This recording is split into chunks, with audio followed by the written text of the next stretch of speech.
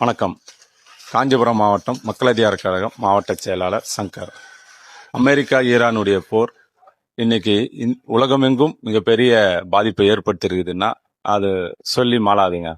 ஏன் சொல்றேன்னா, இன்னைக்கு அதாவது இரண்டாம் கட்ட நாடு வளர்ச்சியில இந்தியா இரண்டாம் கட்டத்தை நோக்கி போயிடுது அப்படின்லாம் சொல்றாங்க. ஆனா உண்மை நிலவரம் என்ன அப்படின்றத நம்ம கலாய்வு செய்றோம். கலாய்வு மூலியமா இன்னைக்கு இந்தியாவோட நிலைமை என்ன இருக்குதுன்றத ஒரு சிறு டீ கடையில நம்ம போய் பார்த்து தெரிஞ்சுக்கலாம். ஏன் சொல்றேன்னா, இன்னைக்கு ஈரானுடைய போரை எந்த நாடும் வாய்மொழியாக கண்டிக்கிறேன் அப்படின்லாம் சொல்றாங்களே தவிர தீர்வை நோக்கி பயணிக்கல. ஒரு மாதம் நெருங்க போகுது. ஆனா இந்த அமெரிக்கா ஈரானுடைய போர்ன்றது இன்னும் நீண்டுட்டு தான் போகுது. தொடர்ந்துட்டே இருந்தா எரிவாயு அதாவது கச்சா எண்ணெயுடைய விலை அதிகம், இன்னொரு பக்கம் தட்டுப்பாடுன்றது இந்தியாவில் மிகப்பெரிய தாக்கத்தை ஏற்படுத்திருக்கு.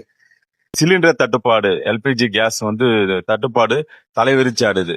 இன்னைக்கு வணிகம் செய்யக்கூடிய சிலிண்டர் கிடைக்க மாட்டேனுது. இதனால பல உணவகங்கள் மூடப்படும் நிலை தள்ளப்பட்டிருக்கிறாங்க. அந்த மாதிரி பாதிப்படைஞ்ச நபரை தான் இன்னைக்கு நம்ம சந்திக்கிறோம். பார்க்கலாம். வணக்கம். இப்போ இங்க நான் ஒரு தேநீர் கடை நடத்திட்டு இருக்கேன் ஒரு 10-15 வருஷமா. இந்த 10-15 ஆண்டுகள்ல சிலிண்டர் பயன்படுத்தி தான் தேநீர் கடை நடத்திட்டு இருக்கிறேன். இப்போ அமெரிக்கா ஈரான் போர் அதை காரணம் காட்டி இப்போ சிலிண்டர் கிடைக்கல. வணிக சிலிண்டர் முழுமையாக நிறுத்திட்டாங்க. வீட்டு சிலிண்டர் மட்டும் தடையில்லாமல் கொடுக்குறேன்றாங்க. ஆனால் அதுவும் பதிவாகிறதில்ல, வர்றதில்லை. அது வீட்டுக்கு எப்படியோ ஒன்று விறகு அடுப்பு பயன்படுத்திக்கிறோம். இப்போ ஒரு 10 நாளாக நம்ம தேநீர் கடை நடத்தாமல் இப்போ ஒரு பழைய மாடல் கறி அடுப்பு வச்சு விறகு கொளுத்தி கறியாக்கி அந்த கறி மூலயமா தேநீர் போட ஆரம்பிச்சிருக்கிறோம். இது என்ன எங்களுக்கு சிரமம்னாக்கா, வேலை நேரம் அதிகமாகுது, பொருளாதாரம் அதிகமாக செலவாகுது. இப்போ சிலிண்டர்னு பார்த்தீங்கன்னாக்கா, வணிக சிலிண்டர் எடுத்தோமாக்கா ஒரு நாளைக்கு 200 ரூபா இல்லை 300 ரூபா சிலிண்டருக்கு செலவாகும். இப்போ நம்ம கறி வாங்குறதுனால ஒரு நாளைக்கு 10 கிலோ கறி ஆகுது. 1 கிலோ கறியை பார்த்தீங்கன்னா 50 ரூபா விற்கிறாங்க. அது 500 ரூபா எக்ஸ்ட்ரா செலவாகுது.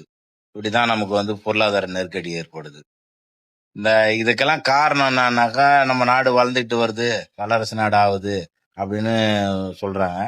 ஆனா ஒரு 10 நாளைக்கு ஒரு நாடு சண்டை போடுது அப்படின்னா, ஒரு 10 நாளைக்கு கூட நம்மளால ஒரு சிலிண்டரை முழுமையா கொடுத்து வச்சுக்க முடியாத நிலைமை தான் நம்ம இருக்கிறோம்.